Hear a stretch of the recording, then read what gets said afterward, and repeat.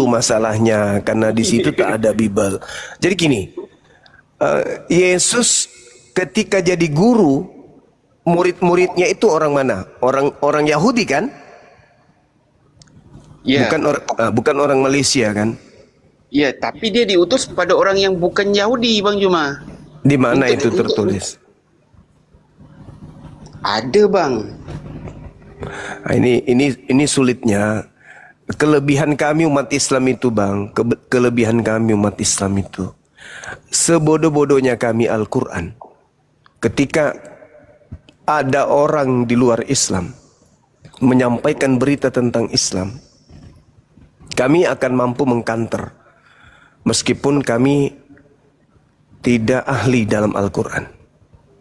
Nah, sekarang ini ketika saya berbicara tentang fakta yang ada di Bible, saudara saya sebagai Kristen, bahkan sebagai pendeta pun itu sulit untuk membantah. Karena yang saya sajikan adalah literasi yang ada, dan kemudian secara histori, titik pemisah antara Yesus dan ajarannya, dan juga oknumnya yang diajarin, yaitu murid-muridnya Bani Israel, dengan orang-orang yang datang kemudian mengklaim sebagai murid tapi bukan Bani Israel, seperti Anda inilah misalnya. Nah, sekarang kita lihat di dalam kitab Matius 24. Matius 24. Ya. Atau gini. Abang mau diskusi dengan saya pakai akal atau pakai doktrin? Pakai akal atau pakai doktrin? Pakai akal lah, Bang Juma.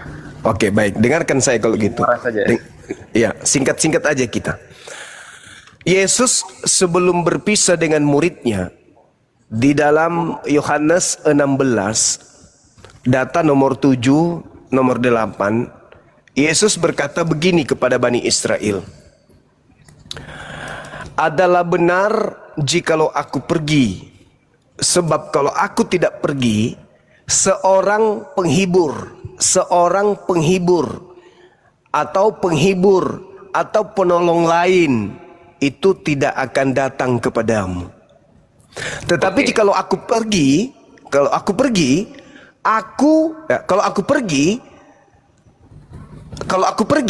dia akan diutus kepadamu.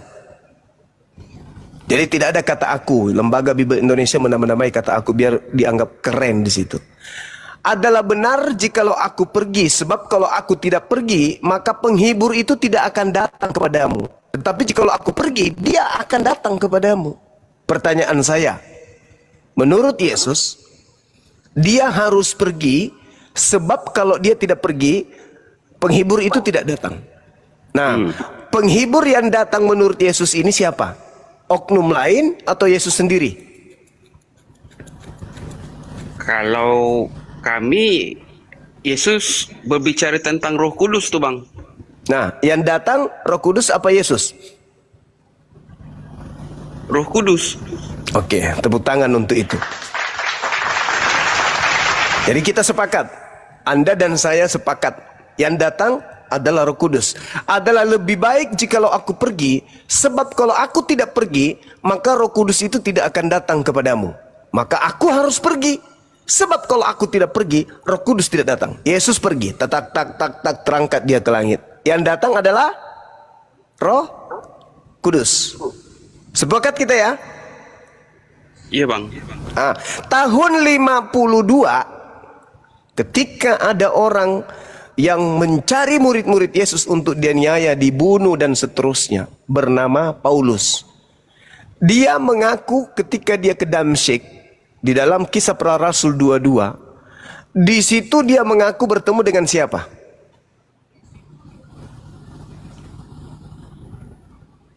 Dengan Yesus Kristus, Bang. Nah, sekarang pertanyaan saya kembalikan kepada saudara. Tadi Yesus berjanji yang datang setelah dia Yesus Kristus atau Roh Kudus? Macam mana, Bang? Macam mana? Lagi sekali. Ya, tadi Yesus berjanji kepada pengikutnya akan datang Roh Kudus atau Yesus? Roh Kudus. Mantap sekali. Yang datang kepada Paulus siapa? Oh, okey. Dapat menangkap. Oke, saya catat itu ya. Di situ ada kesalahan skenario yang dilakukan oleh Paulus. Dia tidak cerdas ternyata, lebih cerdas Bang Suma ternyata. Nah, sekarang kok bisa yang datang kepada Paulus itu Yesus? Ada apa ini? Jawabannya adalah untuk menggenapi nubuatan Yesus. Di mana nubuatan itu? Menurut Yesus, dia katakan, Yesus mengatakannya di dalam Matius 24, nomor 4 dan nomor 5. Apa kata Yesus? Di Matius 24. Kepada murid-muridnya orang Yahudi.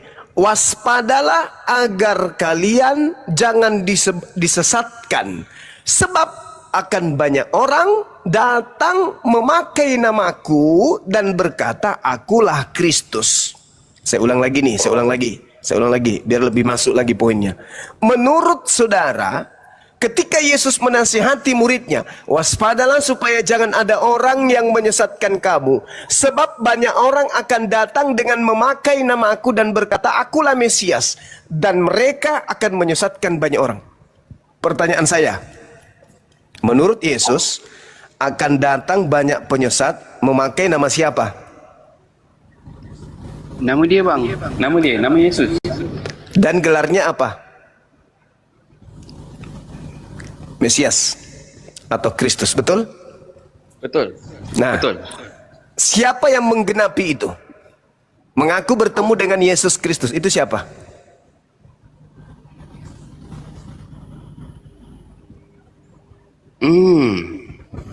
Oh, okey. Maksudnya Paulus. Jadi, Maksud abang Paulus kah? iya. Siapa lagi? Makanya Paulus itu mengirim surat, bukan mengirim surat ke Yahudi. Mengirim surat ke sana, keluar daripada Yahudi. Kenapa? Karena tidak mungkin Yahudi bisa diajarkan bahwa hukum Taurat itu adalah sampah. Filipi 3 nomor 8, hukum Taurat itu sampah.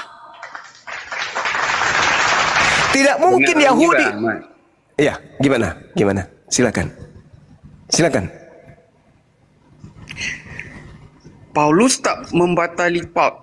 Paulus tak membatali ajaran Taurat, bang.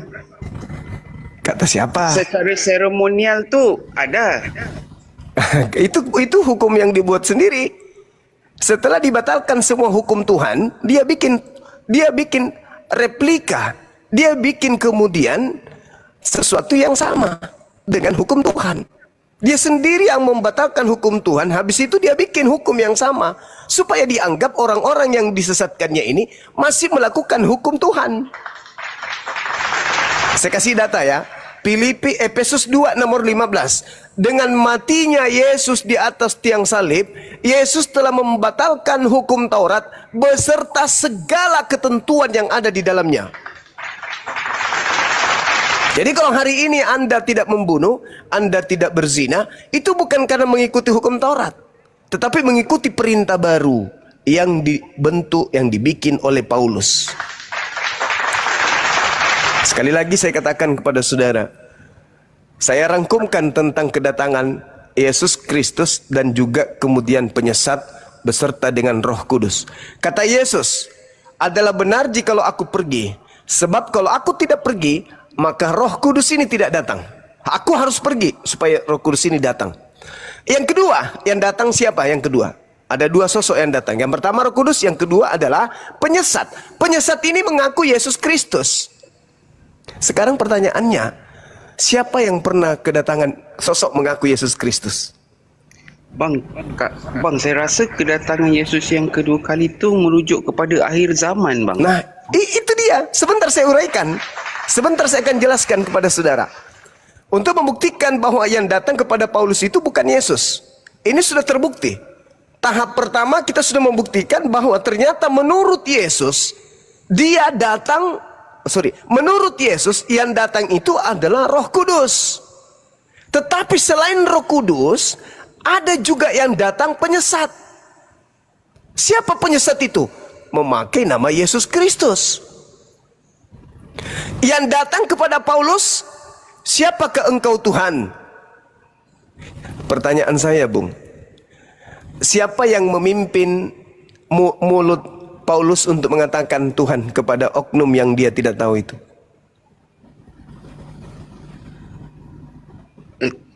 Tak tahu saya Bang Zuma. Nah, jadi kemudian ketika dia mengatakan akulah Yesus Kristus yang kau aniaya, tergenapi enggak terkait dengan penyesat tadi? Okey, lanjut Bang, lanjut. Nah, karena yang harus datang itu adalah Roh Kudus, bukan Yesusnya. Jadi pertanyaannya, kapan Yesus datang? Yang asli nih. Kan gitu. Betul? Betul. Oke, buka Matius 24 nomor 23. Nomor 3 dulu. Yesus ditanya, "Guru, apa tanda kedatanganmu?" Dan tanda kesudahan dunia ini. Yesus sebelum menjawab tanda kedatangannya, dia mengatakan, "Waspadalah supaya jangan ada orang yang menyesatkan kamu, sebab banyak orang akan datang dengan memakai namaku dan berkata akulah Mesias, dan mereka akan menyesatkan banyak orang." Artinya bahwa sebelum Yesus mengatakan tanda-tanda kedatanganku, dia lebih dulu mengatakan waspada. Jangan sampai bukan aku yang datang, kamu anggap aku. Hati-hati. Akan banyak orang yang datang memakai namaku dan berkata akulah Mesias. Jangan pernah kau percaya, kata Yesus. Sebab kalau aku yang datang diiringi tanda-tanda ini. 1, baca di dalam Matius 27. Sama seperti kilat memancar dari sebelah timur dan melontarkan cahayanya sampai ke barat, demikian pula kedatangan anak manusia. Jadi ketika Yesus itu datang, dia sama seperti kilat memancar dari timur sampai ke barat. Lalu Yesus katakan, matahari menjadi gelap, bulan tak bercahaya, bintang-bintang kemudian berjatuhan dari langit, kuasa-kuasa langit berguncang. Pada waktu itu akan nampak aku di tengah langit, semua bangsa di bumi akan meratap dan mereka akan melihat aku datang di tengah-tengah awan di langit. Itu tanda ketika aku datang. Pertama, seperti kilat memancarkan cahaya yang dari timur sampai ke barat. Yang kedua, bintang-bintang berjatuhan, kuasa langit berguncang, matahari menjadi gelap, bulan tak bercahaya. Itu tanda kalau aku yang datang. Dan ternyata tanda itu sekaligus sebagai akhir kehidupan dunia. Ya bang, itu tanda hari akhir. Oke. Hari akhir tu. Oke. Sekarang pertanyaannya adalah, apakah tanda itu ada ketika ada sosok mengaku Yesus Kristus kepada Paulus? Apakah tanda itu ada? Okey, saya faham maksud bang. Maksudnya bukan Yesus yang datang tu. Karena kalau aku yang datang, tanda-tanda itu menyertai aku. Makanya Yesus mengatakan, waspadalah. Waspadalah, sebab banyak orang yang akan datang memakai namaku dan berkata akulah Mesias. Mereka akan menyesatkan banyak orang.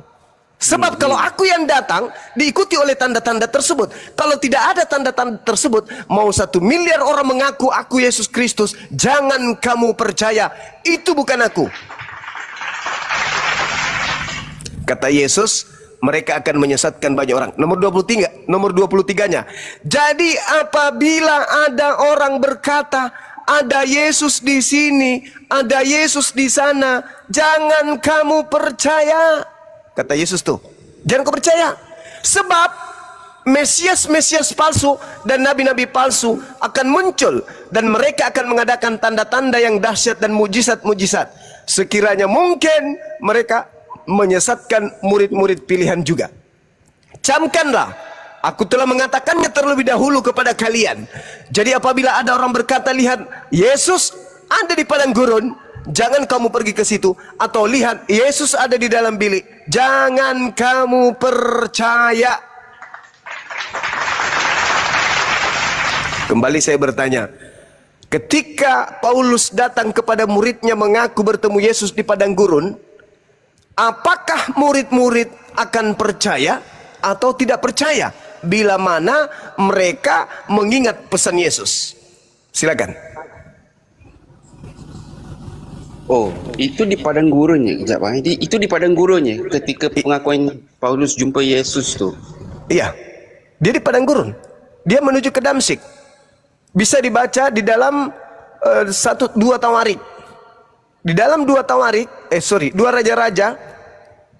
Di situ kemudian Paulus sendiri mengatakan, di 1 Raja-Raja 19 nomor 15, di situ dikatakan begini.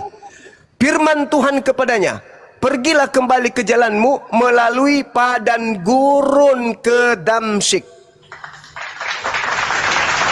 Berarti Damsyik itu padang gurun. Paulus mengaku bertemu Yesus di Damsyik, menuju ke Damsyik, berarti menuju padang gurun, menuju ke Damsyik. Tergenapi itu. Lalu di dalam bilik di situ dalam bahasa Yunani temeong. Temeong itu artinya kamar rahasia, bilik rahasia. Paulus mengaku bertemu Yesus di dalam sel penjara. Sel penjara itu adalah bilik rahasia, nggak boleh sembarang orang masuk. Cuman yang ada di dalam itu bilik rahasia. Bilik itu yang masa Yesus jadi buta tu ke Bang Juma?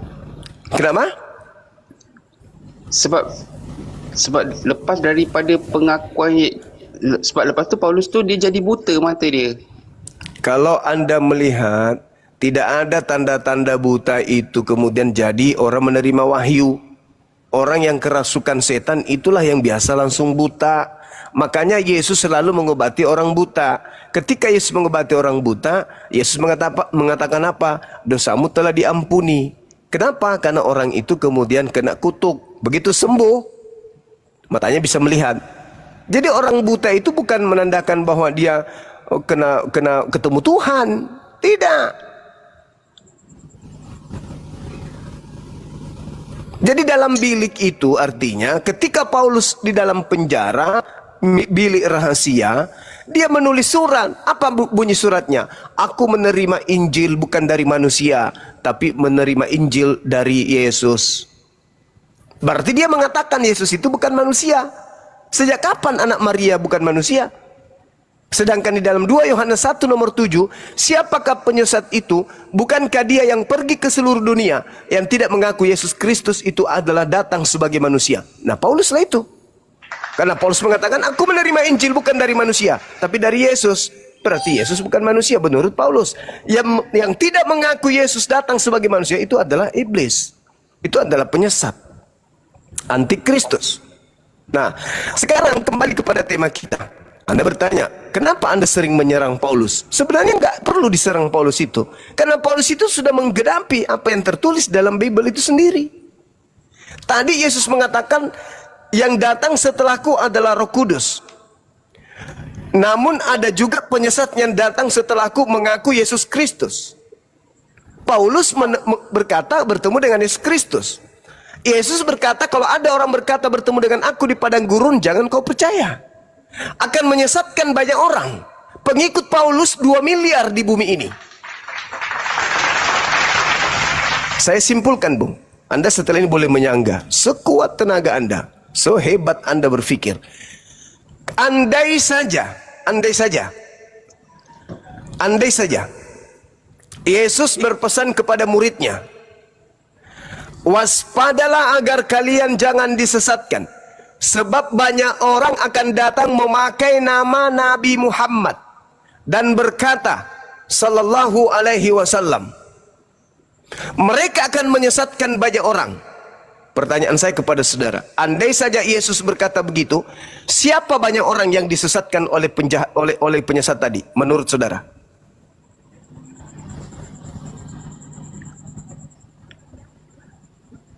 Waspadalah kepada penyesat yang datang kepadamu dengan memakai nama Nabi Muhammad.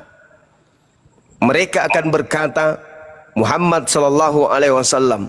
Jangan kau percaya, sebab mereka akan menyesatkan banyak orang. Menurut saudara, siapa banyak orang yang disesatkan itu? Yang memakai nama Nabi Muhammad itu siapa? Islam. Menurut saudara, yang memakai nama Nabi Muhammad itu siapa? Islam atau Kristen? Islam. Islam. Kalau dalilnya di situ memakai nama Nabi Muhammad, tapi sekarang dia mengatakan tidak. Waspadalah kepada penyesat yang datang kepadamu memakai namaku. dan berkata, akulah Mesias, mereka akan menyesatkan banyak orang. Kembali saya bertanya, siapa banyak orang yang memakai nama Yesus Kristus itu yang penyesat? Tadi Islam karena Nabi Muhammad. Sekarang nama Yesus Kristus itu siapa bang? Islam atau Kristen?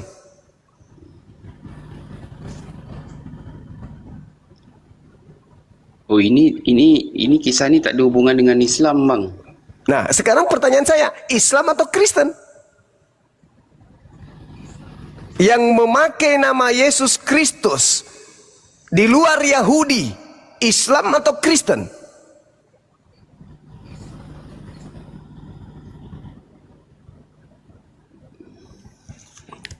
Waspadalah kepada penyesat yang datang kepadamu memakai nama aku, Yesus, dan berkata, akulah Mesias, Yesus Kristus atau Yesus Mesias. Mereka akan menyesatkan banyak orang. Siapa mereka yang banyak orang ini yang memakai nama Yesus Kristus untuk menyesatkan orang lain? Siapa itu? Islam atau Kristen?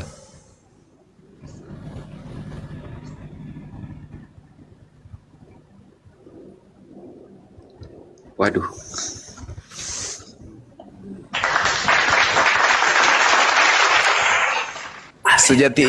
Tahu aku Bang Juma. Sejatinya ketika Anda berbicara Roh Kudus tadi, muncul pertanyaan yang datang kepada Paulus mengaku Yesus Kristus. Lalu Roh Kudusnya kemana? Roh Kudusnya kemana? Aku akan minta, Yohanes 14 nomor 16, aku akan minta kepada Bapa agar Bapa mengutus seorang penolong lain. Penolong lain ini datang disebut sebagai penghibur. Penghibur ini datang didatangi oleh Roh Kudus. Wa qulil haqqu mir rabbikum, kebenaran itu datangnya dari Allah. Sehingga diurai mana yang harus dilakukan, mana yang harus ditinggalkan. Yang mau beriman silakan, yang tidak mau beriman silakan. Itu yang dikatakan kemudian. Nah, itu pengajaran Roh Kudus tuh. Iyalah, betul. Sebab dia akan menyertai kamu sampai selama-lamanya. Sampai selama-lamanya. Oke, sekarang kita buktikan. Sekarang kita buktikan siapa Roh Kudus itu. Apakah di Islam atau di Kristen? Tadi yang datang kepada saudara adalah Yesus Kristus. Yang datang kepada kami umat Islam adalah Roh Kudus. Mana buktinya? Al-Quran. Qul nazzalahu ruhul kudus mir rabbika bil haqqa. Yang datang kepada Nabi Muhammad itu adalah Nabi Muhammad itu adalah Roh Kudus. Qul nazzalahu ruhul kudus. Jelas di dalam Al-Quran. Nah, sekarang yang datang ke Islam adalah Roh Kudus. Yang datang kepada Kristen adalah Yesus Kristus. Penyesat datang memakai nama Yesus Kristus. Yang membawa manusia kepada jalan kebenaran adalah Roh Kudus. Roh Kudusnya datang ke Islam, Yesus Kristusnya datang ke Kristen. Mari kita buktikan, dia akan menyertai engkau selama-lamanya. Sekarang ketika umat Islam ditanya, Nabi Isa alaihissalam bertanya kepada Bani Israel, Man ansari ilallah, siapa di antara kalian wahai Bani Israel yang akan menolongku mengajarkan jalan lurus ini kepada Allah? Akulah jalan, akulah kebenaran, akulah hidup. Tidak ada yang sampai kepada Bapa tanpa melalui aku. Siapa di antara kalian yang akan mengajarkan aku, yang akan membantu aku melanjutkan misi ini? Nahnu ansarullah. Kata murid-muridnya, kamilah yang akan menolongmu untuk mengajarkan ajaran Tuhan agar manusia Bani Israel menuju kepada Allah. Nah, sekarang mari kita buktikan. Dia Roh Kudus ini akan menyertai engkau selama-lamanya. Yesus mengajarkan dirinya kepada Bani Israel. Aku adalah utusan Allah kepada kalian. Matius 15 nomor 24. Matius 10 nomor 5 nomor 6. Yesus berpesan kepada ke-12 muridnya agar jangan ke bangsa lain. Tetapi pergilah kepada domba-dombaku yang yang sesat dari umat Israel. Matius 15 nomor 24. Aku diutus hanya kepada domba yang sesat. dari umat Israel. Al-Quran mengatakan, wa iskala Isa bin Maryam ya bani Israel inni rasulullahi ilaikum. Yesus mengatakan, aku utusan Allah hanya untuk Bani Israel. Al-Quran menjelaskan Nabi Isa diutus hanya untuk Bani Israel. Ajaran Yesus yang datang kepada muridnya masih langgeng sampai hari ini di Islam. Yesus mengaku kepada murid-muridnya, akulah jalan, akulah keselamatan, akulah hidup. Tidak ada yang sampai kepada Bapa tanpa melalui aku. Di Islam diajarkan itu. Man ansari ilallah, siapa yang akan menolongku untuk menuju kepada Allah? Nahnu, kami. Subhanallah, terpapar dengan sangat jelas. Ajaran itu sampai hari ini masih ada. Sekarang ajaran Yesus yang diberikan Yesus kepada murid-muridnya, apakah masih ada di Kristen hari ini? Enggak ada. Saya kasih contoh. Matius 19, Yesus ditanya, Guru, ya, bagaimana cara saya bisa hidup kekal, memperoleh hidup yang kekal? Apa kata Yesus? Kalau kamu ingin memperoleh hidup yang kekal, kata Yesus, lakukan segala apa yang diperintahkan Bapa kepadamu. Lakukan segala apa yang diperintahkan Bapa kepadamu. Nah, Nabi Isa alaihissalam itu mengajarkan hukum hikmat Injil kepada Bani Israel, agar mereka kemudian menjalankan hukum yang datang kepadanya untuk mereka tegakkan. Tidak ada di dalam Al-Quran Nabi Isa mengajarkan murid-muridnya untuk lari dari pengajaran yang sudah ditetapkan Allah untuk dirinya. Bagaimana dengan Kristen? Adakah kemudian perintah-perintah Bapa itu masih ada di Kristen? Contoh, jangan ada ilah lain di hadapanku. Yohanes 17 nomor 3. Hidup kekal itu, kata Yesus, hidup kekal itu adalah mereka mengenal engkau satu-satunya Tuhan yang benar dan mengenal Yesus Kristus yang engkau utus. Berarti la ilaha illallah, Yesus Rasulullah. Itu jelas itu. Nah, sekarang permasalahannya, adakah ajaran itu di Islam? Ada. Inni Abdullah ataniyal kitaba wa ja'alani nabiyyan. Nabi Muhammad mengajarkan kepada seluruh manusia. Isa alaihi salam datang di tengah-tengah Bani Israel, mengajarkan kemudian pengikutnya kalau dirinya adalah hamba Allah, dirinya adalah nabi. Beliau mengajarkan hikmat Injil kepada Bani Israel, sampai hari ini masih menyertai umat Islam. Kalau kita di Kristen, ajaran-ajaran Yesus itu tak ada lagi. Kenapa? Karena Yesus yang mengajarkan dirinya hanya rasul untuk Bani Israel. Di Kristen diajarkan dia adalah Tuhan sendiri yang turun menjadi manusia. Tak ada itu diajarkan oleh Yesus. Yesus mengajarkan di dalam Matius 5 nomor 19, barang siapa yang meniadakan hukum Taurat, meskipun yang paling terkecil, maka dia akan menempati tempat terhina dalam kerajaan Allah. Paulus mengatakan di dalam Galatia 2 nomor 16, tidak ada orang yang dibenarkan karena melakukan hukum Taurat. Bertentangan. Yesus mengajarkan dengan menjalankan hukum Taurat, maka manusia akan menempati tempat tertinggi di dalam kerajaan Allah, kerajaan langit. Mana dalilnya? Matius 5 nomor 19. Barang siapa yang tidak menghilangkan hukum Taurat, meskipun yang paling terkecil, lalu mengajarkan kepada orang lain, maka dia akan menempati tempat tertinggi dalam kerajaan langit. Bagaimana dengan Paulus? Galatia 5 nomor 4. Yesus Kristus tidak berguna bagimu jika kamu mengharapkan kebenaran dari hukum Taurat. Jika kamu mengharapkan kebenaran dari hukum Taurat, maka engkau lepas dari kasih karunia. Bertentangan. Yesus yang mengatakan hukum Taurat mendapatkan hidup kekal, Paulus mengatakan tidak ada orang mendapatkan keselamatan karena tunduk kepada hukum Taurat. Bertentangan. Jadi dia akan menyertai engkau selama-lamanya, itu hanya ada di Islam. Andai saja murid-murid Yesus hidup hari ini, Masya Allah, sahabat Sina, syukran. Andai saja murid-murid Yesus hidup hari ini, di sebelah kanan ada Islam, di sebelah kiri ada Kristen, kemana mereka akan pergi? tentu mereka akan pergi bersama dengan kami umat Islam. Mereka syahadatain, bersaksi tiada Tuhan selain yang mengutus Yesus, dan bersaksi Yesus adalah utusan Tuhan. Mereka bersunat, mereka tidak makan babi, mereka berpuasa, mereka sujud, mereka mandi tahir, mereka mandi junub, mereka kemudian membersihkan diri dari hadas, dari najis, dari tamek. Mereka kemudian ketika masuk ibadah lepas alas kaki. Sebelum masuk ibadah mereka membersihkan tubuh mereka, membasuh tangan, membasuh wajah, membasuh kaki. Jadi ketika murid-murid Yesus itu hidup hari ini, maka mereka akan bersama kami ke masjid ibadah. Dia mustahil ke gereja. Sekira demikian untuk sementara. Saudara silakan bertanya. Mungkin ada rekan-rekan saya yang ingin menjawabnya. Saya baca WA sebentar. Silakan.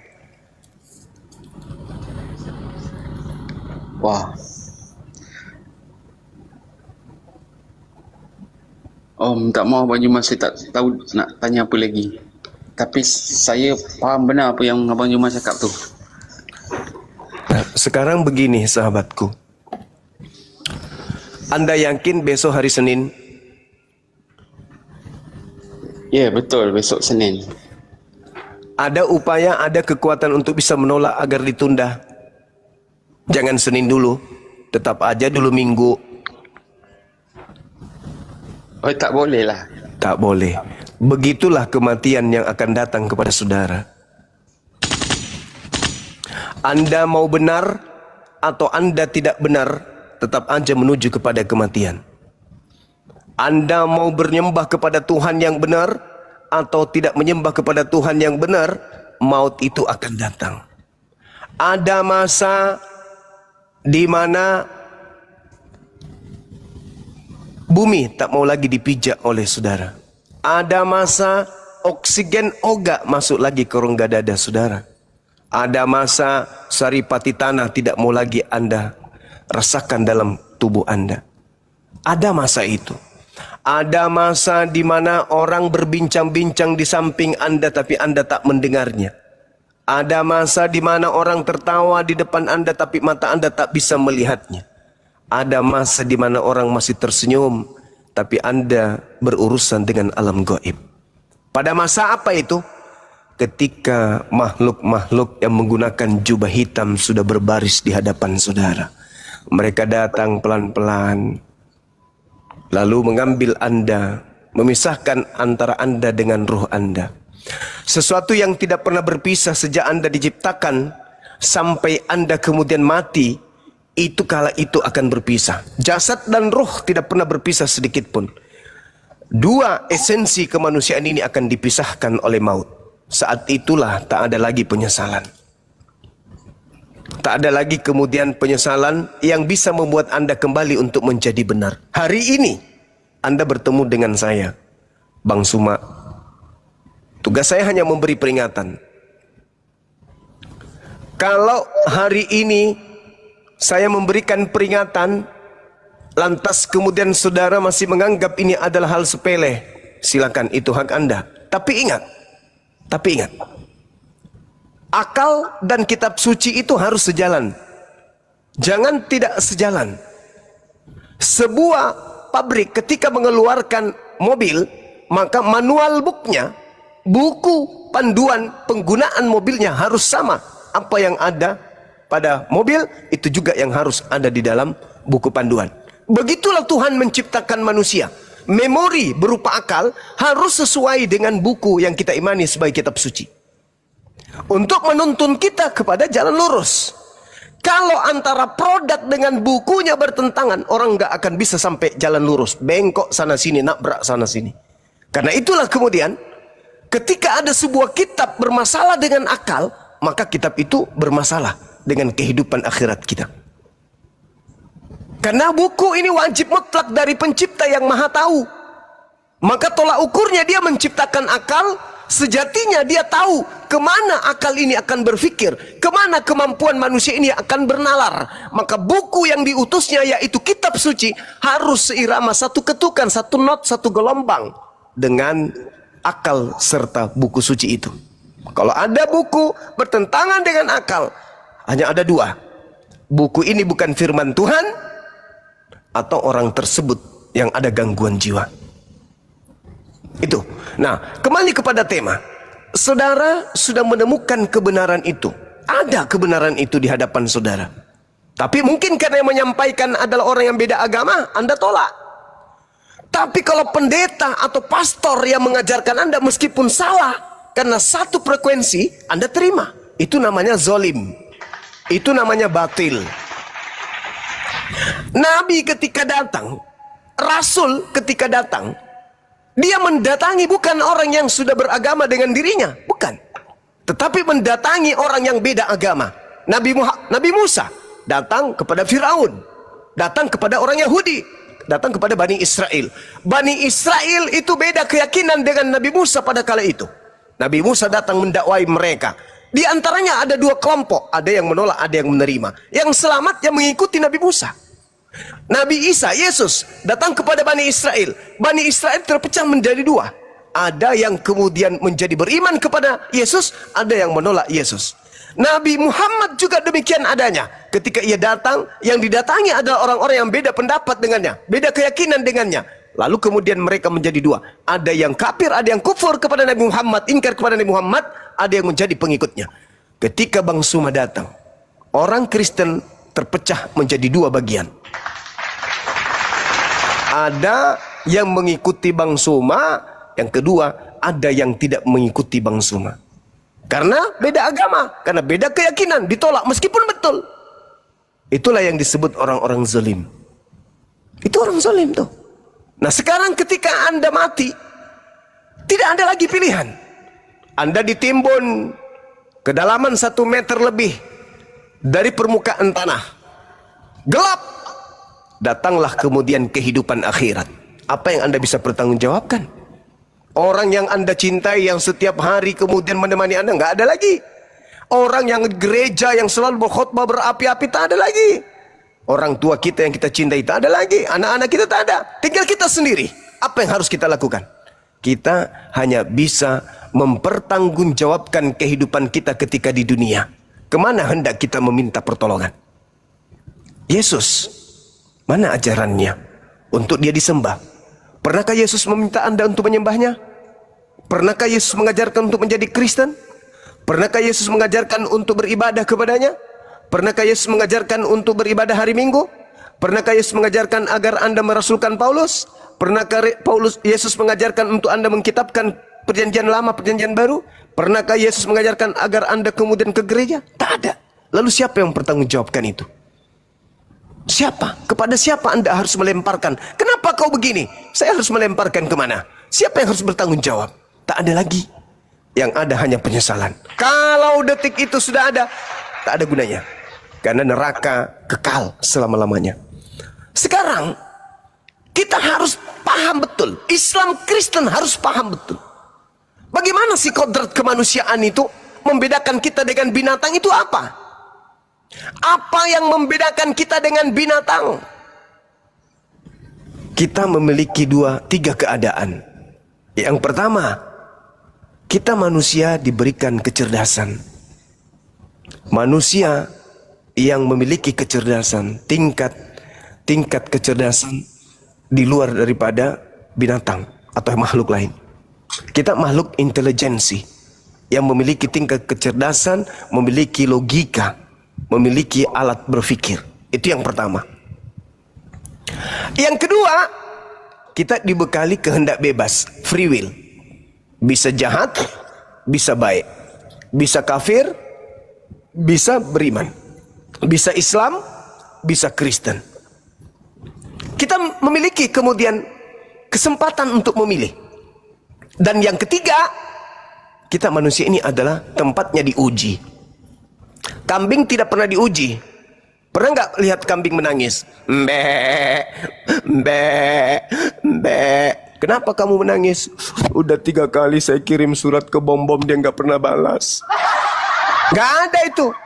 Kenapa kau menangis, kambing? Kenapa kau bersedih? Orang tua saya kena stroke, Bang. Kambingnya, kenapa kau bersedih? Kenapa kau diam aja dari tadi? Dari kemarin cuma makan rumput doang bang. Sekali-sekali mau pingin makan Pizza Hut. Kamu kenapa nangis wahai kambing? Soalnya anak-anak udah pada sekolah. Saya umurku sudah tua bang, udah berjenggot, nggak pernah masuk sekolah. Pernah kambing mengalami hal seperti itu? Enggak. Kenapa? Kambing nggak pernah diuji. Jadi kita manusia ini punya kecerdasan, kemampuan berpikir, daya tangkap, sampai pada level kita bisa berkarya, mencipta, berkarya, menentukan sikap. Lalu kemudian setelah itu kita memiliki kehendak bebas. Bisa jadi Kristen, bisa jadi Islam, suka-suka saya. Nah, suka-suka saya ini ditentukan oleh apa? Akalkah? Bahaya kalau bukan akal. Bahaya kalau bukan akal. Kalau cuma karena keturunan, itu bahaya. Harus polanya akal. Yang kedua diuji. Nah, ketika kita diuji ini, kita diuji, kemana hendak kita mengambil keputusan? Ini sekarang saudara ini sedang diuji nih. Ini yang benar yang mana ya? Kayaknya benar deh. Ah enggak dong, enggak mungkin benar. Wah, enggak mungkin. Aku yang benar. Itu ujian. Kalau kambing tidak disuruh, kamu mau menyembah siapa? Menyembahnya atau ini? Kambing tidak disuruh memilih. Kamu pilih Alkitab, Bible atau milih Al-Quran. Tidak bisa. Tapi kalau kita manusia yang memiliki intelektual tinggi dan juga kemampuan untuk memiliki kehendak bebas, maka potensi itu ada sama kita sebelum kematian itu datang. Kenapa orang Kristen yang meninggal setelah merasakan siksaan kubur, mereka tidak balik ke dunia? Hei teman-teman, tinggalkan Kristen, tinggalkan. Kenapa? Aku nih sudah dalam kubur nih, ternyata Kristen itu salah atau Kristen itu benar. Kembali dari kubur, dia datang ke orang Kristen semuanya. Hei teman-teman, kau jangan sampai keluar dari Kristen ya, ternyata Kristen itu benar. Saya sudah merasakan nikmatnya di alam kubur. Begitu juga sebaliknya. Kalau Islam itu benar, kenapa orang yang masuk ke dalam kubur umat Islam tidak keluar mengajarkan anaknya? Hei anakku, jangan pernah kau murtad ya. Biarpun kau tidak makan, yang penting kau mati dalam keadaan Islam. Kenapa? Abahmu, bapakmu sudah mati dan aku rasakan nikmat ke dalam kubur. Ternyata Islam itu betul. Dan saya lihat tetangga gue setiap hari kena pentungan. Atau sebaliknya, orang Islam masuk ke dalam kubur, balik dia. Anakku, tinggalkan segera agama Islam ini. Kenapa? Karena ternyata kita disiksa di kubur. Islam itu salah. Tapi faktanya kan enggak. Jaraknya cuma 1 meter dari permukaan tanah. Kenapa mereka enggak keluar? Mengajarkan ke kita, Islam salah loh nak, atau Islam benar loh nak. Kenapa enggak diajarkan itu? Karena kita manusia ditugaskan untuk berpikir. Kalau orang mati bisa kembali mengatakan Islam itu benar, ya sudah, maka semuanya orang akan selamat. Atau Kristen yang keluar kemudian mengatakan Kristen itu benar, maka semua akan pindah di Kristen. Atau salah satunya keluar mengatakan agama ini yang salah, tidak ada lagi yang meluk agama itu. Tapi karena Allah memberikan kita kehendak bebas, pintu kematian itu kemudian tertutup untuk kembali hidup. Alam barzah kembali menghadap kepada akhirat dan tidak ada lagi balik ke bumi. Maka kita yang masih hidup di bumi ini masih ada kesempatan. Mari gunakan akal sehat untuk berpikir. Apakah rasional Tuhan turun ke bumi menjadi bayi, pencipta alam semesta menjadi mayat? Apakah itu rasional? Masuk akalkah itu? Pernahkah diajarkan oleh para nabi? Pernahkah dianut oleh Yesus? Pernahkah digaungkan Nabi Musa? Pernahkah Abraham mengajarkan kepada anaknya sedemikian itu? Ternyata tidak. Lalu kenapa? Kenapa? Kiri kanan kita melihat hari Minggu orang berbondong-bondong menyembah kepada sesamanya makhluk. Kenapa? Karena menggenapi nubuatan Yesus kepada Yahudi, waspadalah kepada penyesat yang datang kepadamu dengan memakai namaku dan berkata akulah Kristus. Mereka akan menyesatkan banyak orang. Mereka dibekali mujizat-mujizat. Mereka dibekali tanda-tanda dahsyat. Untuk apa? Untuk menipu orang-orang yang tidak berpikir agar mereka bisa terperdaya, agar mereka bisa terjerat dengan tipu dayanya. Kalau hanya seorang yang datang tanpa mujizat, hei, aku itu Tuhan lo, sembah aku. Mau sampai robek mulutnya orang tersebut ngomong, kalau dia tidak tidak ada bawa mujizat, tidak membawakan tanda-tanda dahsyat, tak akan ada yang percaya. Oleh karena itu, penyesat itu dibekali oleh kemampuan bermujizat, kemampuan kemudian menyembuhkan orang, kemampuan mengobati orang, kemampuan mengusir setan. Itulah kata Yesus, waspadalah kepada penyesat yang datang kepadamu memakai namaku, mereka akan menyesatkan banyak orang. Apa buktinya? Sebelum itu terjadi, apa buktinya? Bahwa yang dimaksud di sini adalah Kristen. Baca Matius 7 nomor 22-23. Apa kata Yesus? Pada hari terakhir nanti banyak orang berseru kepadaku, Tuhan, Tuhan, Tuhan, bukankah kami bernubuat pakai namamu, mengusir setan pakai namamu, bermujizat pakai namamu juga, wahai Yesus? Apa kata Yesus di data nomor 23? Pada saat itulah aku Yesus akan berterus terang kepada mereka, enyahlah daripada aku tidak mengenal kalian, kalian semua adalah pembuat kejahatan. Na'udzubillah summa na'udzubillah. Apakah Kristen setelah dibacakan dalil kitabnya sendiri ini mereka mau percaya? Tidak. Padahal itu sudah tertulis, tetap aja tidak. Mereka sudah baca, tetap aja tidak. Kenapa mereka tidak mau peduli? Ya, tetap aja tidak. Alasannya kenapa? Karena dia terjerat oleh penyesat. Makanya Yesus mengulang ajarannya. Bertobatlah. Jagalah dirimu agar kamu jangan jatuh dalam percobaan. Waspadalah.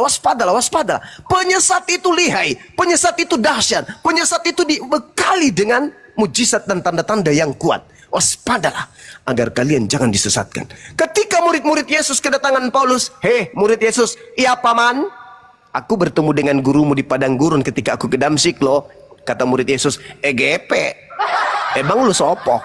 Guru saya sudah berpesan jangan kau percaya. Makanya Yahudi sampai hari ini tidak Kristen.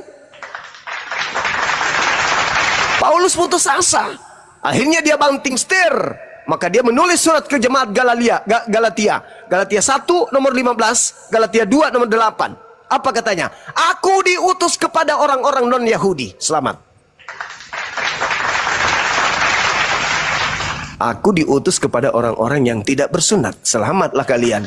Kalianlah yang didatangi oleh Nabi ini. Kalian pula lah yang kemudian menjadi sasaran empuk. Makanya ketika orang Kristen datang dari barat masuk ke Nusantara, ke Indonesia, mengajarkan pribumi untuk menjadi pengikut dari makhluk yang keluar dari kubur, no way. Kami tidak ada jalan untuk menyembah kepada makhluk yang keluar dari kubur. Kenapa? Sehebat-hebatnya makhluk, namanya makhluk, tidak akan pernah bisa menjadi Tuhan. Karena Tuhan itu maha pencipta langit dan bumi, maha suci, tidak mungkin hina keluar dari kubur. Nggak mungkin. Saya kira begitu dari saya, saudara. Saya kembalikan kepada saudara. Silakan berpikir, kalau masih ada senjata untuk Anda gunakan menembak saya, tembak saya malam ini juga. Usahakan saya tidak lagi kemudian bisa berkutik. Silakan. Oh, jadi bisu aku Bang Juma tak mampu bicara apa-apa.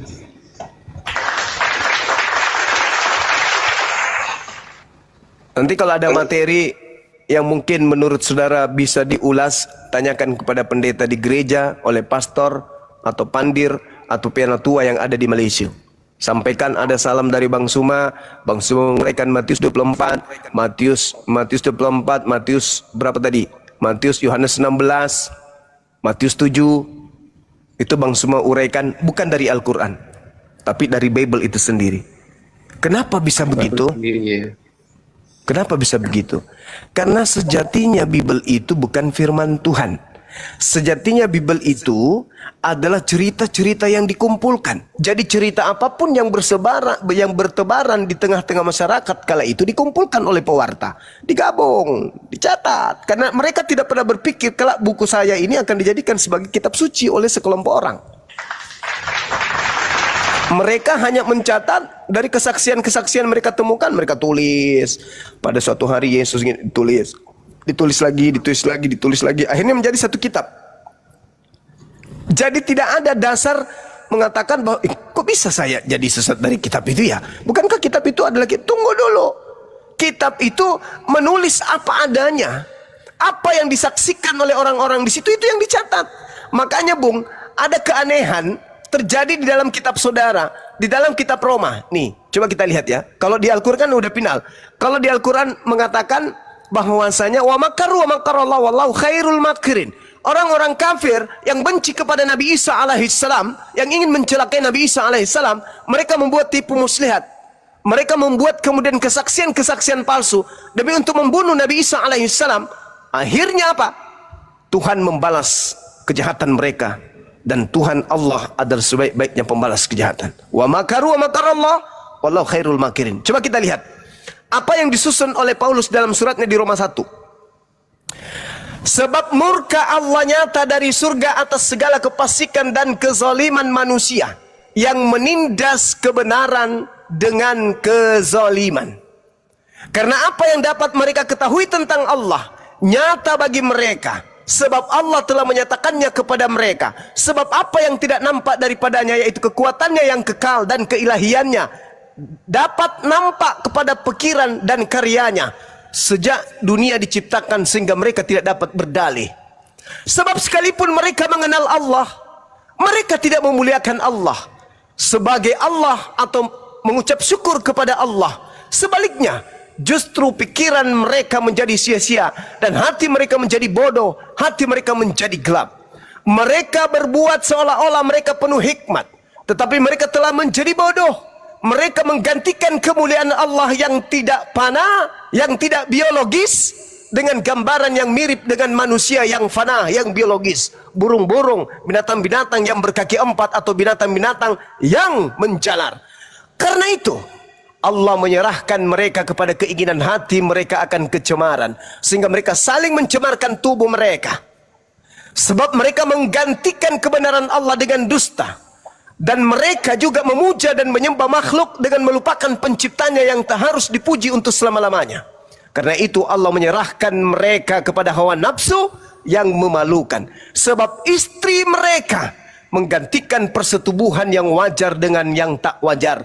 Demikian juga suami mereka meninggalkan persetubuhan yang wajar dengan istri mereka dan menyala-nyala dalam birahi mereka seorang terhadap yang lain, sehingga mereka melakukan kemesuman laki dengan laki. Dan karena itu mereka menerima dalam diri mereka balasan yang setimpal untuk kesesatan mereka. Dan karena mereka tidak merasa perlu untuk mengakui Allah, maka Allah menyerahkan mereka kepada pikiran-pikiran yang terkutuk, sehingga mereka melakukan apa yang tidak pantas, penuh dengan rupa-rupa kezaliman, kejahatan, keserakahan, kebusukan, penuh dengan dengki, pembunuhan, perselisihan, tipu muslihat dan kefasikan. Mereka adalah pengumpat, pemfitnah, pembenci Allah, kurang ajar, congkak, sombong, pandai dalam kejahatan, tidak taat kepada orang tua, tidak berakal, tidak setia, tidak penyayang, tidak mengenal belas kasihan. Sebab walaupun mereka mengetahui tuntutan-tuntunan hukum Allah, yaitu setiap orang melakukan hal demikian patut dihukum mati, mereka bukan saja melakukan sendiri, tetapi mereka juga setuju dengan mereka yang melakukannya. Ini Paulus menulis surat, tapi suratnya itu kembali kepada jemaatnya sendiri. Inilah yang disebut Allah. Wa makaru wa makarallah wallahu khairul makirin. Allah sebaik-baiknya pembalas kejahatan. Nih, silakan Anda renungkan. Siapa yang dimaksud oleh Paulus ini kalau bukan jemaatnya sendiri? Dan itu tentang kisah jemaat di Roma tuh. Iya. Silakan. Mungkin ada tambahan atau ada tanggapan dari teman-teman yang lain? Ada mungkin saudara kita Kristen yang lain? Silakan. Kalau ada mau ditanggapi saudara Enslap, silakan. Oh, tak ada Bang Zuma, tak ada. Terima kasih lah Bang Zuma sebelumnya tu. Sama-sama Bang. Sejak di Komal-Komal musim ini banyak yang saya tahu. Banyak yang saya tahu tentang Islam Bang Zuma. Tentang keyakinan mereka, tentang kepercayaan mereka. Tahu saya kurang-kurangnya banyak saya tahu dari kawan-kawan saya yang lain. Alhamdulillah. Ya minimal ada ilmu lah Bang. Bang Zuma, aku pikir-pikir dulu lah ya. Aku ni lagi Kristen awam gitu. Tak kuat imanku ni Bang. Ya silakan Bang. Perdalam imannya dengan mendalami Bible. Jangan cepat percaya dengan Bang Zuma. Ambil Bible, pelajari baik-baik. Aku tuh sering juga Bang Luman nonton kau debat sama pendeta-pendeta di Indonesia tu. Sering aku dengar tu bang semua. Alhamdulillah. Iya bang, belajar terus. Saran saya, dalami Bible, kaji Bible-nya baik-baik. Tapi dengan satu syarat, pakai akal. Di Islam itu tadi alamat itu Abang Lumar ada cakap sekubur tu, sisaan kubur tu dalam Islam tu untuk orang Islam takkan diseksa ya Abang Lumar. Maksudnya di Islam gini, saya rumuskan. Di Islam itu ketika yang meninggal ini adalah orang beriman, maka masuk ke alam kubur. Kita lihat ya dalam Al-Mu'minun, surah Al-Mu'minun diterangkan di sana dengan rinci sekali. Bismillahirrahmanirrahim. Qad aflahal mu'minun alladzina hum fi salatihim khashi'un walladzina hum 'anil lagwi mu'ridun walladzina hum lizzakati fa'ilun walladzina hum li furujihim hafizun illa ala azwajihim aw ma malakat aymanuhum fa innahum ghairu malumin faman ibtagha wara'a dzalika fa ulaika humul 'adun والذين هم لأماناتهم وعهدهم راؤون والذين هم على صلواتهم يحافظون أولئك هم الوارثون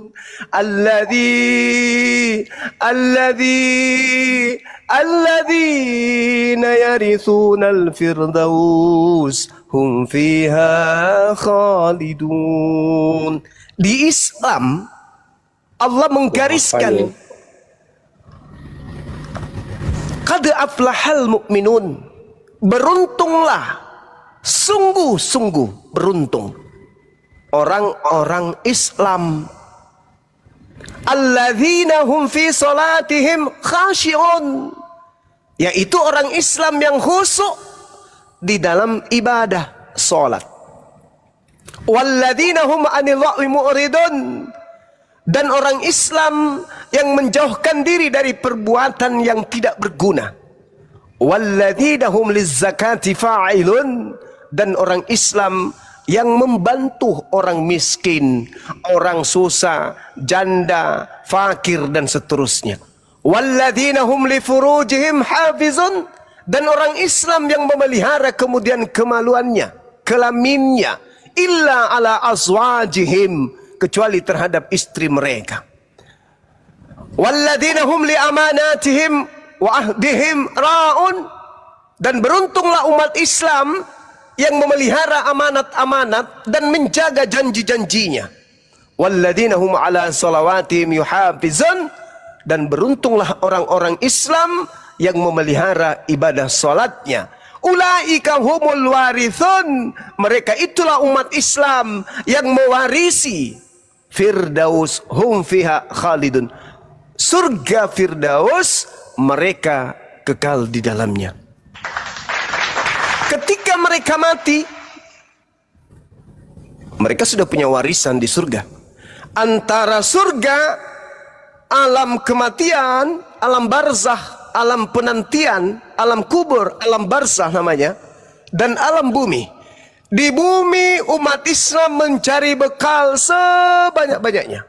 Salat, puasa, zakat, syiar, dakwah, tabligh, ngajar, sebanyak-banyaknya. Infak, zakat, sedekah, sebanyak-banyaknya.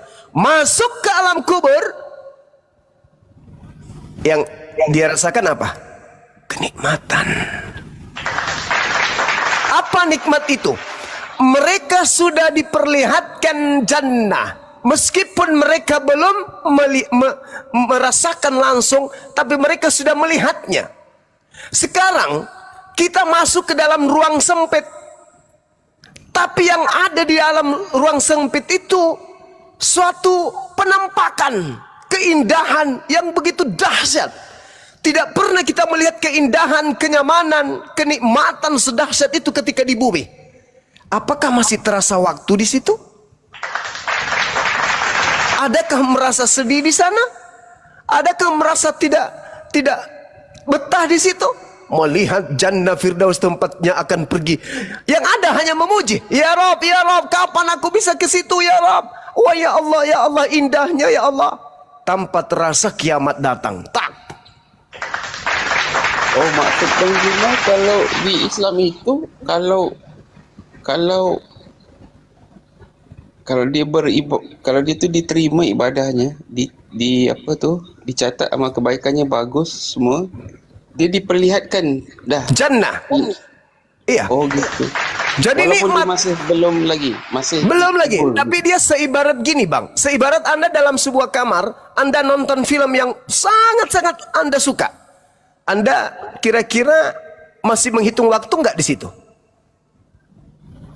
Oh, oke, paham.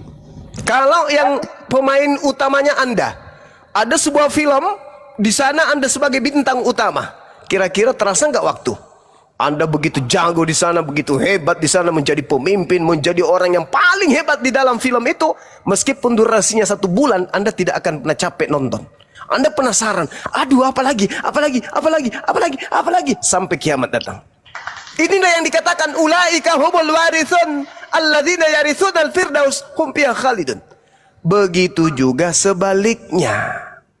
Kalau yang mati itu orang kafir. Cobalah Anda masuk ke dalam kamar atau dalam ruangan atau dalam rumah di tengah hutan, gelap gulita. Seorang diri yang menemani adalah gambaran-gambaran Anda sedang disiksa di neraka. Betah. Ya kalau kiamatnya 1 tahun, 1 miliar tahun lagi, maka selama itu juga Anda akan disiksa di sana. Kira-kira nyaman nggak ketika Anda sudah melihat video Anda disiksa di neraka? Dipancung, dimasukkan ke dalam api. Begitu dia masuk ke dalam api, meleleh otaknya, meleleh semua badannya, dagingnya. Habis itu tumbuh kembali, meleleh lagi, tumbuh kembali. Kemudian dia melihat otaknya di dalam meleleh kayak minyak kelapa yang sedang dipanasin. Kira-kira nikmat nggak? Kalau nggak teriak-teriak, tolong, bom, tolong, bom, kamu mana, bom. Kalau nggak teriak-teriak di dalam, itulah yang disebut siksa kubur. Nah, sebelum itu terjadi, saya kasih perbandingan. Umat Islam di dalam Al-Quran punya warisan. Kalau warisan bung, itu milik hak kepunyaan kita, nggak boleh diganggu gugat dong. Itu kan warisan saya. Mutlak saya harus mendapatkan itu karena itu warisan saya. Makanya umat Islam itu mempercantik ibadah sholat. Jangan sholat yang dipikirkan Pak Bom. Allahu Akbar. Gimana ya Pak Bom kok perutnya sudah 9 tahun tidak melahirkan. Jangan. Husuk. Bentuk sholat itu gimana cara husuknya? Sadar kita. Sadar bahwa kita sedang menghadap kepada pencipta. Kalau kita dipanggil menghadap ke Pak Presiden, Pak Prabowo, kira-kira masih ada nggak pikiran kita ke yang lain? Sedang berhadapan dengan Pak Presiden ini, ngomong sama Pak Presiden, gimana saudara, apakah saudara baik-baik aja? Kira-kira masih mikir nggak panci di rumah? Masih mikir nggak celana yang bolong? Masih mikir nggak? Nggak ada. Konsentrasi kita, kalau perlu setiap desahan napas Pak Prabowo itu kita lihat. Kalau perlu semua kata yang keluar dari mulutnya itu kita kemudian rekam. Saking dia itu bagi kita berharga. Ini kita sedang menghadap kepada pencipta langit dan bumi yang menciptakan Pak Prabowo. Maka hal itu harus kita hadirkan. Bahwa saya sedang menghadap kepada penciptaku. Maka khusyuk. Gak usah lagi pikir yang lain. Allahu Akbar. Duhai dikau pencipta langit dan bumi yang maha besar. Alhamdulillahi Rabbil Alamin. Segala puji bagi Engkau, wahai Tuhan pencipta alam semesta. Ar-Rahmanir Rahim. Dikau yang maha pengasih lagi maha penyayang. Itu aja. Ada kasih juga ya. Oh iya bang. Bahkan di dalam Al-Quran itu ada surat Rahman. Surah Ar-Rahman. Itu artinya surat apa itu? Surah kasih sayang. Di Islam itu enggak kasih aja, sayang juga, kasih sayang. Sempurna di Islam itu abangku, sempurna. Nah, satu kelebihan lagi di umat Islam itu yang tidak dimiliki oleh umat agama lain. Di dalam Al-Quran surah Ar-Ra'd, Allah Subhanahu wa Ta'ala menggariskan. Tadi sudah punya warisan surga Firdaus. Apakah kurang? Apakah masih ada? Ada. Apa kata Allah? Jannatu adani yadkhulunaha wa man salaha min abaihim wa azwajihim wa zurriyatihim wal malaikatu yadkhuluna alaihim min kulli bab. Apa itu? Islam masuk ke Firdaus. Secara Firdaus itu adalah warisan-warisan mereka. Mereka masuk ke dalamnya bersama dengan orang-orang yang dicintainya. Istrinya, anak-anaknya, cucu-cucunya, keturunan-keturunannya. Mereka masuk bersama-sama. Di dalamnya berkasih sayang. Dalam kehidupan kekal, mereka dikumpulkan pada alam yang tak ada lagi kematian, tak ada lagi sana tangis, iri, dengki, kemiskinan. Yang ada hanya kebahagiaan, yang hanya ada kenikmatan. Hidup kekal bersama orang-orang yang kita cintai. Di Kristen itu tak ada. Kristen ketika mati udah selesai. Tak ada lagi hubungan dengan mereka, orang tua kita, anak kita, istri kita. Jadi buat apa membina rumah tangga di kehidupan di dunia ini? Di dunia ini hidup paling 30 tahun bersama istri, 40 tahun bersama anak, 50 tahun bersama mereka, 60 tahun berkumpul bersama. Setelah itu pisah untuk selamanya. No, saya tidak memilih jalan agama seperti itu. Saya lebih memilih bersama dengan anak-anak saya, orang-orang yang saya cintai, sampai tak ada akhirnya. Hidup kekal bersama anak-anakku, istriku, orang tuaku, adik-adikku, kakak-kakakku, paman-pamanku, semua keluargaku. Aku pingin hidup bersama mereka di kehidupan yang kekal, jannah, hidup yang penuh dengan kebahagiaan. Ini yang tidak dimiliki oleh agama lain.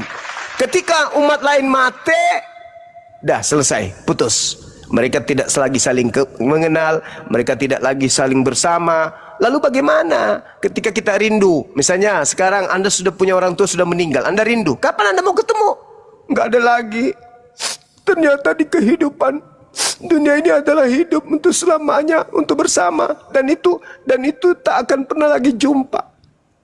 Kami di Islam enggak. Kayak saya, orang tua saya sudah meninggal. Tapi ada harapan untuk berkumpul bersama dengan orang tua saya. Maka sepeninggal mereka, aku jadikan diri saya menjadi anak yang soleh. Sepeninggal orang tua saya, aku jadikan cucu-cucunya menjadi orang soleh. Kenapa? Supaya kami semuanya nanti berkumpul bersama di jannah. Lah kalau di Kristen, hidup semati, nggak boleh dipisahkan kecuali dengan maut. Oke, tapi setelah itu bersama enggak kalian? Enggak. Anak-anak yang kita besarkan, yang kita cintai, darah daging kita, bersama enggak kita nanti di sana? Oh, enggak. Lalu buat apa? Kalau di Islam tidak. Tetap bersama. Makanya di Islam itu ketika kita menikah, maka rumah tangga itu bukan hanya di dunia aja, tapi lanjut sampai ke jannah. Makanya di rumah tangga umat Islam itu lebih banyak cobaan. Karena itu tadi, siapa yang kuat menghadapi cobaan, maka dia akan bersama dengan pasangan-pasangannya sampai ke jannah. Maka wahai suami-suami, sayangi istrimu. Wahai istri-istri, sayangi suamimu. Orang tua, sayangi anak-anak kita sayangi orang tua kita. Supaya kita tetap bersama di jannah nanti kelak. Amin ya rabbal alamin. Saya kira begitu saudara Kridol. Mudah-mudahan apa yang saya sampaikan bisa menjadi motivasi Anda untuk belajar lagi Di Islam itu tidak ada paksaan, karena orang Islam tidak boleh memaksakan untuk orang masuk ke Islam. Kenapa? Orang di luar Islam itu adalah orang yang nikmat hidupnya di dunia. Mereka tidak ada kewajiban, mereka tidak punya aturan main yang sudah ditetapkan oleh Tuhan kepada mereka, melainkan aturan yang mereka buat sendiri. Ketika mereka masuk Islam, maka berat. Karena di Islam 5 kali sehari minimal mereka harus bolak-balik ke masjid. Belum lagi puasa setiap tahun 1 bulan penuh, sedangkan mereka baru jam 10 ada udah mengamuk, perutnya mau makan. Ini sebulan tidak makan. Ya, bagaimana bisa kemudian mereka diajak ke Islam tanpa kesadaran sendiri? Jadi masuk Islam wajib hukumnya kesadaran sendiri. Bukan karena Indomie, bukan karena bantuan, karena sakit dikasih bantuan masuk Islam, nggak bisa. Karena Islam itu syarat dengan aturan-aturan main. Segala-galanya diatur. Saya kira begitu dari saya teman-teman sekalian.